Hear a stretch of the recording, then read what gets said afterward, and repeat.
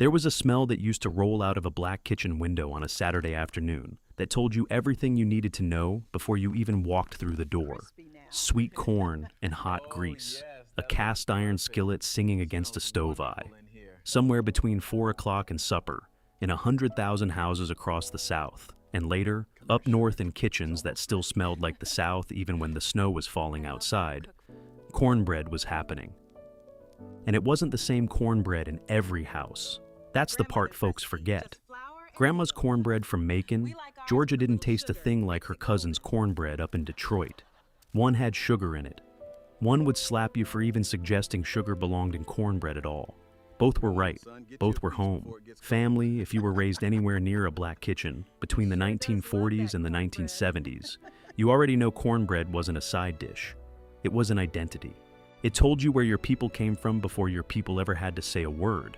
Hey family, I'm James, and today we're going back to the skillet, 20 forgotten cornbread traditions that lived in black kitchens across this country, region by region, state by state, each one carrying its own story about where a family had been and what they had to work with when they got there.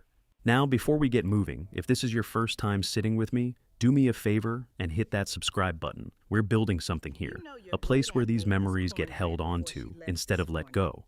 So, go on, hit subscribe, ring that bell if you want it, and let's get into it. Number 1. Deep South skillet cornbread. This is the mother recipe, the one everything else in this list is a cousin of. Down in Georgia, Alabama, deep into Mississippi, this cornbread had no sugar in it. None, not a spoonful. And if you asked why, the woman at the stove would look at you like you'd asked why the sky was up. Cornbread wasn't dessert, it was bread. You made it with white cornmeal most of the time down that far south. Buttermilk, an egg, and bacon grease saved in a can by the stove that never went empty because nobody ever poured it out. The skillet went into a screaming hot oven with grease already smoking in the bottom, and when that batter hit it, you heard it. That sizzle was the whole point. It built a crust on the bottom you could hear crunch from across the room. Big Mama used to say a cornbread without a good crust wasn't cornbread. It was cake pretending. This right here, this is something we need to bring back, family, not the recipe, the seriousness. The way a grown woman would defend her cornbread like it was her own good name. Number 2. Mississippi Delta, hot water cornbread. Now this one didn't even need an oven, and that tells you something about who was making it and what they had. Down in the Delta, in houses where the stove was the only heat in the whole place some winters, women mixed cornmeal with boiling water. Not milk, not buttermilk, just water hot enough to steam your hand, until it turned into a thick, almost sticky dough. Then they shaped it into little patties with 2 spoons and fried them in a skillet of hot grease until the outside went dark gold and the inside stayed soft, almost like a dumpling. Folks called them hoe cakes down there, though the real hoe cake story goes back further than that. You'd eat them plain, or you'd eat them with a little cane syrup poured right over the top for breakfast. This was cornbread, built for a kitchen with no oven and no time to wait for one. It was cornbread built out of necessity, and it still tasted like love. Number 3. Carolina Low Country cornbread, with a little rice flour worked in. Now, this one you won't hear about much anymore, but along the coast of South Carolina, in the Gullah Geechee communities, rice was as much a part of the pantry as corn was, and women stretched their cornmeal by cutting it with rice flour when the corn ran short, or sometimes just because that's what their mother did, and her mother before her. It gave the bread a different texture, lighter, a little more delicate, less crumbly than the Deep South version. They'd bake it in the same cast iron, but the smell coming out of that oven had a different sweetness to it, something almost nutty. You understand me? This wasn't about following a recipe card. Nobody had a recipe card. This was about what came off the boat generations back, what grew in the low country soil, and what got passed down through hands, not through paper. Number 4. Texas and Gulf Coast jalapeño cornbread. Now we're moving west into the heat, and the cornbread changed right along with the climate.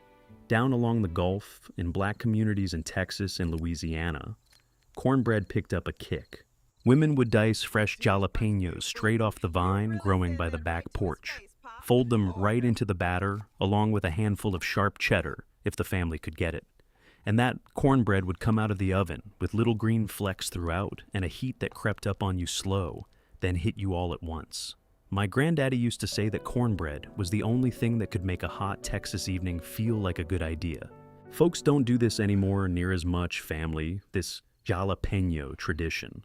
But back then, it was as regional as the accent. You could taste exactly what part of the map you were sitting in. Number 5, crackling cornbread. Now, this one takes us back to hog killing time, which for a lot of families fell in the late fall, once the weather turned cold enough to keep meat from spoiling. When a family killed a hog, nothing got wasted. Nothing. The skin got fried down into cracklings, little crunchy pieces of pork skin and fat. And instead of throwing those in the scrap bucket, women folded them straight into the cornbread batter. That bread came out rich, almost meaty, with pockets of crunch throughout that popped when you bit into them. Crackling cornbread wasn't an everyday bread.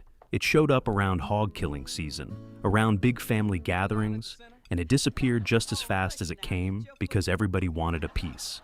We didn't have much, but we had everything that mattered, and crackling cornbread was proof.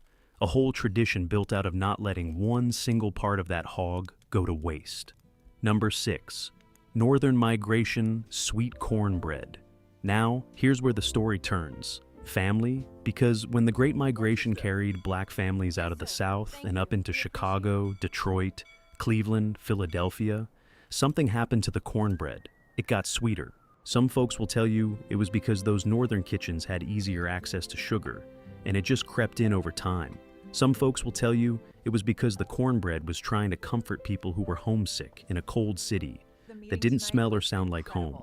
Either way, by the 1950s and 60s, a lot of black households up north were baking cornbread that would have made their southern grandmothers raise an eyebrow. Cornbread almost like cake, sweet enough to eat with nothing on it at all. And here's the thing, family. Both versions were right. Both versions were somebody's grandmother's cornbread. That's the whole beauty of it. Now, family, before we go any further, I want to hear from you. Cornbread is one of those things that splits a room right down the middle, sweet or not sweet. And everybody's got a strong opinion about which one is the real one. So, tell me in the comments, was your family's cornbread sweet, or was sugar not even allowed in the house? And tell me where your people are from, because I guarantee you it lines up with which side of that line you're on. I read every single comment, and I promise you, this comment section is about to turn into a family reunion argument, and I am here for every second of it. And let me tell you something, family, every recipe you're typing out right now in that comment box, that's more than most of us have written down anywhere else. That's a piece of history sitting right there in your fingers. Number 7, buttermilk cornbread from the Piedmont region. Up in the Piedmont, that stretch of North Carolina and Virginia between the coast and the mountains, buttermilk was the backbone of the cornbread, more so even than in the Deep South. Women kept buttermilk on hand the way other kitchens kept water, and the tang of it cut right through the sweetness of the corn, giving the bread a flavor that woke you up a little.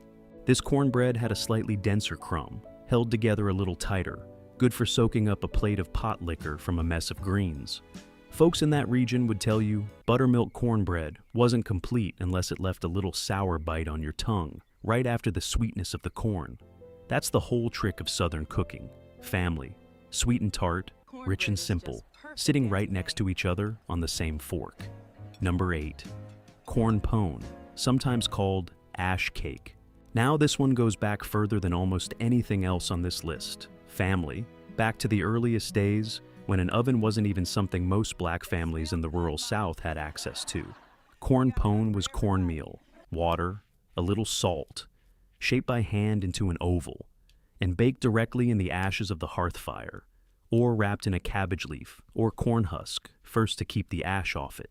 When it came out, you'd brush the ash away, and underneath was a dense, smoky bread that tasted like the fire itself had seasoned it. By the time we get into the 1950s and 60s, most families had moved on to a real stove, a real oven. But there were still big mamas out in the rural counties who'd tell you the ash cake had a flavor no modern oven could touch. That was cornbread, born out of nothing but fire and corn and a woman's 2 hands. You won't see that today, and that's a shame, because that bread carried more history in it than almost anything else we're talking about. Number 9, spoon bread, out of Virginia. Now this one is going to surprise some of you, because spoon bread barely resembles the cornbread we've been talking about so far. Spoon bread was custardy, almost like a souffle, made with cornmeal, milk, eggs, and butter, baked until it puffed up soft and just barely held its shape. Soft enough that you didn't cut it. You spooned it right out of the dish onto your plate. In Virginia households, spoon bread showed up at the special occasions. Sunday dinners when company was coming, holidays, the kind of meal where you wanted to show a little bit extra. It took more eggs, more milk, more attention than an everyday cornbread, and everybody at that table knew it the second they tasted it. Child, let me tell you something. Spoon bread was cornbread, wearing its Sunday best. Number 10. Johnny cake, out of the black communities of Appalachia. Now, not everybody thinks about black families living up in the mountains, East Tennessee, West Virginia, the hills of Kentucky. But they were there, and they had their own version of cornbread too. Johnny cake was thin, cooked flat on a hot griddle instead of baked in a skillet, made simple with cornmeal, water, and a pinch of salt. Sometimes with a little bacon grease worked in if it was available. It cooked fast, which mattered in a household where a woman might be feeding a family before daylight and heading out to work in the fields, or in somebody else's house by the time the sun came up. Johnny cake wasn't fancy. It was fast, it was filling, and it traveled well folded up in a cloth for a man to carry with him to work. That was just how it was done up in those hills, family, and it fed generations. Number 11. Sorghum cornbread, also out of the Appalachian communities. Now, sugar wasn't always easy to come by up in those mountain counties, but sorghum syrup was, pressed right there from cane grown nearby, boiled down slow in the fall. Families would work sorghum into their cornbread batter instead of sugar, giving it a deep, almost smoky sweetness that white sugar could never quite copy. This cornbread had a darker color to it, a richer smell coming out of the oven, and it paired with everything from a pot of beans to a plate of fatback. My granddaddy worked 6 days a week and never once complained, and when he came in from the fields tired down to his bones, a piece of sorghum cornbread and a glass of buttermilk was sometimes the whole supper, and it was enough. Number 12. Cornbread and buttermilk crumbled together in a glass. Now, this wasn't a recipe so much as it was a ritual, and if you grew up with it, you already know exactly what I'm talking about. You'd take a piece of leftover cornbread from earlier in the day, crumble it right down into a tall glass, pour cold buttermilk over the top of it until it nearly filled the glass, and eat it with a spoon, sitting on the porch in the evening with the day winding down behind you. This was supper for grown folks after a long day, and children weren't always allowed to have it because buttermilk was considered a grown person's taste. The whole block would smell supper cooking earlier in the day, but this quiet bowl of cornbread and buttermilk on the back steps at dusk, that was for the ones who'd earned a slow evening. Number 13. Church potluck cornbread. Now, every fellowship hall in every black church across this country in the 50s and 60s had at least 3 women who were known for their cornbread, and everybody had their opinion about whose was best, though nobody would ever say it out loud in front of the wrong person. Potluck cornbread was baked in big batches, cut into squares instead of wedges, so it would stretch across a long table of hungry folks after a 3-hour service. It sat there next to the fried chicken and the greens and the macaroni, and there was an unspoken rule that you took one piece first, and maybe, if you were lucky and got there early enough, a second piece later. Folks don't do this anymore near as much, family, and that's a shame, because there was a whole language spoken in that fellowship hall through nothing but cornbread and who brought what. Now, family, real quick, before we keep moving, I want to remind you, these 20 traditions we're going through today, they're just the ones we managed to piece back together. There's more out there. Recipes that lived in one woman's hands and never made it onto paper, never got passed down because nobody thought to ask before she was gone. That's part of why we do this. Now, family, let me tell you something real quick, because I don't want you to miss it. Every recipe I'm sharing with you today is a piece of something bigger that we almost lost for good. I put together something called the Soul Roots Cookbook, 100 forgotten Black American recipes, written out complete the way Big Mama would have done it, with the ingredients, the measures, and the little secrets she never once wrote down herself. This video is the taste of it, family. The book is the whole map. If you're somebody who doesn't want these recipes to disappear with the generation that made them, the link is in the description and pinned right up top in the comments. You can also scan the code on your screen right now if that's easier for you. Don't let these recipes disappear, family. Now, let's keep going. Number 14. Funeral repast cornbread. Now, this is a heavier one, family, but it belongs on this list because it mattered so much. When somebody in the community passed, the women of the church and the neighborhood didn't ask if they should cook. They just cooked, and cornbread was almost always part of what showed up at that grieving family's door. It wasn't fancy. It didn't need to be. It needed to be warm, familiar, and enough to feed a house full of relatives who'd traveled in for the service. There's something about cornbread at a time like that. It doesn't try to fix the grief. It just sits there next to you while you carry it. That was the whole purpose. Not to impress anybody. Just to say, without a single word, I see what you're going through, and I brought you something that tastes like home. Number 15. Cornbread dressing for the holidays. Now, don't get this confused with stuffing, family, because in a black household, that word would get you corrected real quick.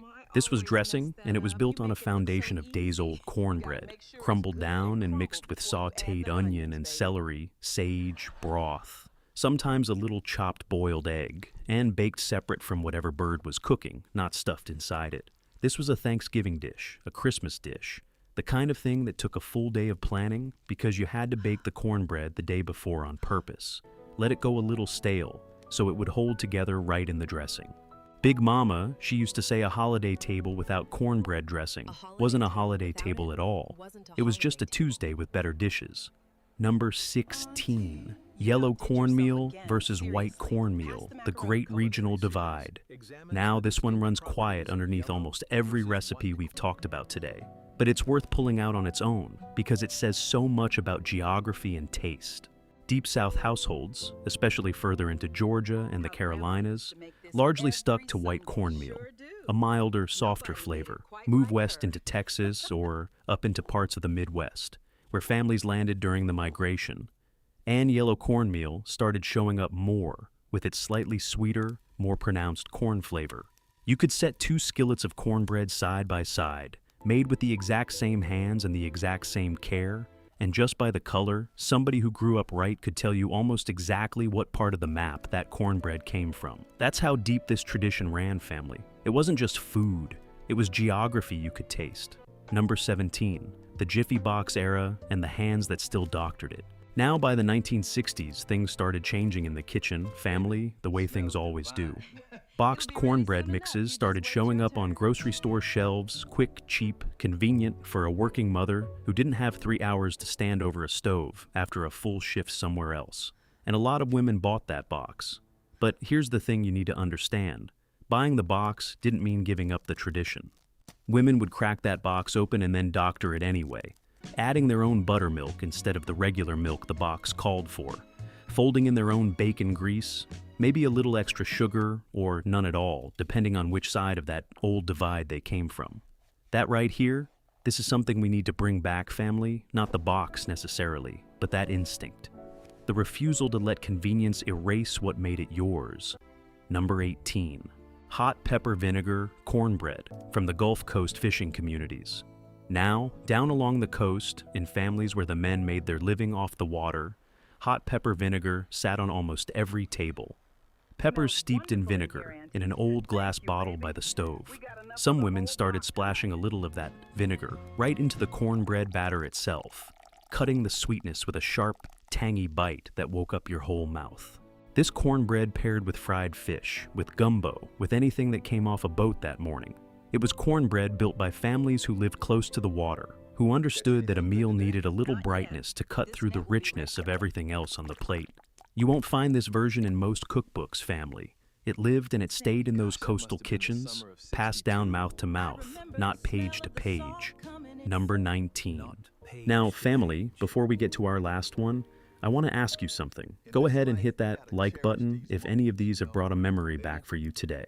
Subscribe if you haven't yet, so you're here with us every single time we sit down and do this. And drop a comment. Tell me the region your family's cornbread came from. Sweet or not sweet, skillet or box, and what it tasted like standing in that kitchen as a child. Tell me the name of the woman who made it. I read every single one of them, and I promise you, somebody reading your comment is going to recognize a piece of their own childhood in it. Number 19, continued. Sunday school cornbread muffins. Now, this one is smaller in scale than everything else we've talked about, but it mattered just as much to the children who grew up on it. Sunday school teachers, deaconesses, the older women of the church, they'd bake individual cornbread muffins for the children's classes before big service started. Warm little squares handed out in a napkin to quiet down a room full of restless kids before the lesson began. It wasn't a big production. It was small, quiet, consistent. The same women, the same muffins, nearly every single Sunday for years. And here's what I want you to understand: family. That consistency was its own kind of love. Those children didn't always remember the lesson that was taught that morning, but 40, 50 years later, they remember the smell of that muffin and the hands that placed it in theirs. Now, family, you've been here with me through nearly the whole list today, and that tells me something about you. It tells me you're the kind of person who understands this isn't really about bread. It's about the women who stood over these skillets, who fed whole families and whole congregations out of a bag of cornmeal and whatever else they had on hand, who turned almost nothing into something that held a family together. I know some of you are sitting there thinking, I'll ask my mama for that recipe one of these days. I'll call my auntie and finally write it down. Family, I've been doing this long enough to know that one of these days sometimes never comes. That's exactly why I put together the Soul Roots Cookbook. 100 recipes, written out complete, the way Big Mama made them, every tip, every secret included. So it doesn't live only in memory anymore. You can keep relying on remembering it right one day, or you can have it all in one place, preserved the right way, starting today. The link is in the description and pinned right up top in the comments. Scan the code on your screen if that's easier. I did my part, family. The rest is yours. Number 20, cornbread with cane syrup, Sunday morning. Now, I saved this one for last, on purpose, because out of everything we've talked about today, this is the one that lives closest to the bone for a lot of us. Sunday morning, before church, before the good clothes went on, before the whole house got busy. There was often a small, quiet window where a grandmother would cut a warm square of last night's cornbread, or bake a fresh small batch just for the morning, and pour dark cane syrup over the top of it, slow, watching it soak down into every hole in that bread. She'd hand it to you at the table without much ceremony, no speech, just a plate, a fork, and a look that said, "Eat up, we've got a long morning ahead." That plate of cornbread and cane syrup wasn't fancy. It didn't need a name. It was just love, served warm, first thing on a Sunday, before the whole rest of the world asked anything of you at all. And family, some of us are the last ones left who remember exactly what that tasted like. 20 kinds of cornbread, family, and not one of them was really about the corn. Every single one of those recipes was about a woman standing at a stove, figuring out how to turn almost nothing into something that meant everything. That's what this whole list has been trying to tell you today. Cornbread carried the whole story of where a family had been. What state, what county, what they could afford that particular season, what they were missing from home, and trying to recreate 1,000 miles north. Sweet or not sweet, skillet or griddle, ash cake or spoon bread. It was never really about being right. It was about being from somewhere and knowing it and tasting it every single time that skillet came out of the oven. We didn't have much back then, family, but we had everything that mattered, and a good bit of it came out of a cast iron skillet older than most of us. Share this one with somebody in your family who still makes cornbread the old way and hasn't taught anybody else how yet. This might be the nudge they need before it's too late. Subscribe, family, because next time, we're going somewhere just as real as today. I'll see you next time, family. We are building something special here together.